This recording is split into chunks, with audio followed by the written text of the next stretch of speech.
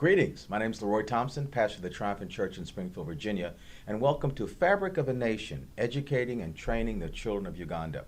I'm going to introduce you in a moment to Pastor Bernard Bogare from Lucasi Community Church in Uganda, and we're going to talk briefly about a really special opportunity. Either if you're listening and you have an urge to support children affected by HIV and AIDS, if you are a Christian school looking for partnerships to educate children, or if you are interested in helping to build the infrastructure and fabric of what's going on in Uganda, this will be a great opportunity for you. Pastor Bernard, it's always a pleasure to see you. Thank you. I had the blessed opportunity to be with you in Uganda 20-some years ago at Lucasi Community Church, Yes. and seen the wonderful work that's going on. Thank you. Tell our viewers just a little bit about how the ministry of Lucasi Community Church began. Lucasi started just after the overthrow of Idi Amin, who ruled Uganda between 1972 and 79.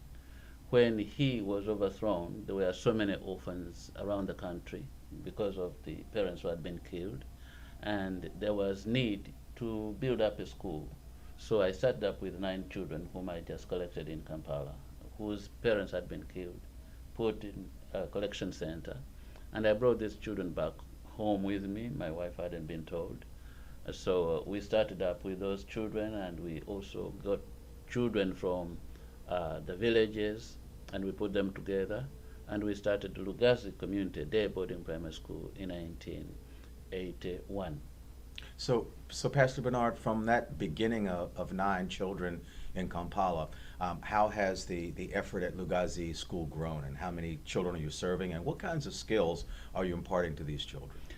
Even though at the moment, relatively, Uganda is having peace, but HIV/AIDS since 1986, HIV/AIDS has killed as many people as those who died in the war. My goodness. So Uganda has a population of 34 million, but we have 2 million orphans as a result of HIV/AIDS. So what we are trying to do is to train young people, educate them, and train them a skill for self-reliance.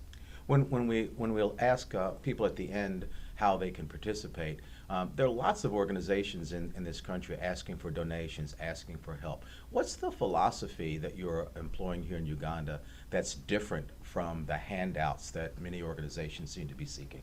Handouts hardly can help any nation to come out of poverty.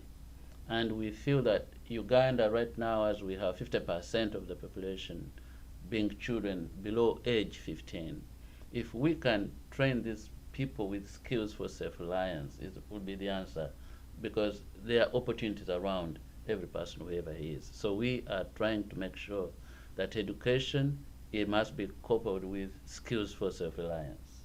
And as I understand, Pastor Bernard, there are some, if I have this number correct, 1,400 children currently in the school at Lucasi? At Lucasi, yes. It's because of the result, the fact that now we have in Uganda what they call universal primary education. The population of children in schools are finding place. Children want to get in school. The ratio of teacher to pupils is 1 teacher to 80 children. 80? 80, and the quality of education is not there. So we need to expand the school facility we have. We are an indigenous organization, so we want to expand this school so that we can cater for children, orphans from HIV/AIDS affected families, and also we want to help children with special needs education. When we were talking a little bit before the broadcast, you were sharing with me the importance of not just running an orphanage, but actually being able to have people help sponsor children to be a part of families. And you indicated there was, if I understand, a particular cultural issue surrounding the importance of being in a family in Uganda? Yes, buildings in the form of orphanages do not give a belonging to a child. A child needs a family. In Uganda, you have to belong to a family, you belong to a clan, you belong to a tribe before you are Ugandan. So if one doesn't get into that, then he will have the first name, and at the same time will not have the mother tongue, which is the first language.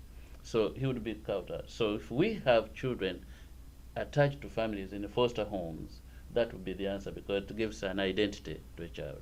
So the key is here really not supporting an orphanage, but really helping what turns out to be an extremely unique foster care program in terms of actually planting children Yeah. with families. You mentioned special needs, Pastor Bernard. In this country, when we talk about special needs, we generally talk about children with various learning disabilities. At Lucasi and in Uganda, what is the special need that you're talking about that's unique to your culture? When I was growing up, I was writing with my left hand. But traditional beliefs in Uganda, you at home, the parents will beat you. You don't eat with this hand. Because you're left-handed? Yes. When you are in school, you want to write. They say this hand doesn't write. So I was tortured through that kind of situation, and I found it through my own school of 1400. I had over 70 children who were left-handed. The teachers, even though they are trained, they do not know how to instruct left-handed children. And I've written for the first time the first book about left-handedness for the 1 million children in Uganda who are left-handed. 1 million Because left-handed 10% of the population, whichever population, 10% is always left-handed people. My goodness! So if you're watching, you can sense the sense of industry, the sense of self-reliance that Pastor Bernard is trying to inject into the education and training of these children. Pastor Bernard, tell us briefly, what are the specific ways that people can help continue and to support the marvelous work that you're doing in We Uganda? are inviting people to Uganda because right now there is peace in the country. We are inviting investors in the case of those who can come and invest in the country, who can come and train, so that we are teaching the whole man. We want people who can come teach the Bible, who can come and teach skills for self-reliance. And we want, in this way, we want people to come and when they leave, so that we don't fall back, but they come give us a push and we continue moving on. And if we were interested in sponsoring children, what's involved in that? I understand $25 a month provides a certain level of education for children. Yes, $25 would give education, a hot meal for a child a day. It will give a school uniform. You can wonder how far that can go. And we even can treat that child when he gets sick with $25 a month. And does that also include getting a name? The names are usually attached to the families.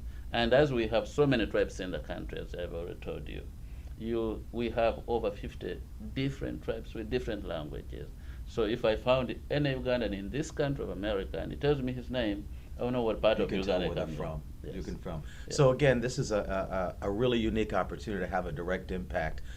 Again, the industry, the self-reliance, the sense of purpose that you experience with the people of Uganda. Right now, currently at the Triumphant Church, we are offering to be the front persons to support this work. So if you go to our website, www.triumphantchurch.org, you can get some additional information. I've talked to Pastor Bernard about additional plans, even to go as far as to setting up a nonprofit organization here in the United States to continue to support the work that he's doing there. Again, it's a marvelous work. It's something that's worthy of our support. But currently, go to the website of the Triumphant Church. That's www.triumphantchurch.org, and find out more how you can help build the fabric of a nation to educate and train the children of Uganda. Thanks very much for joining us, and God bless you.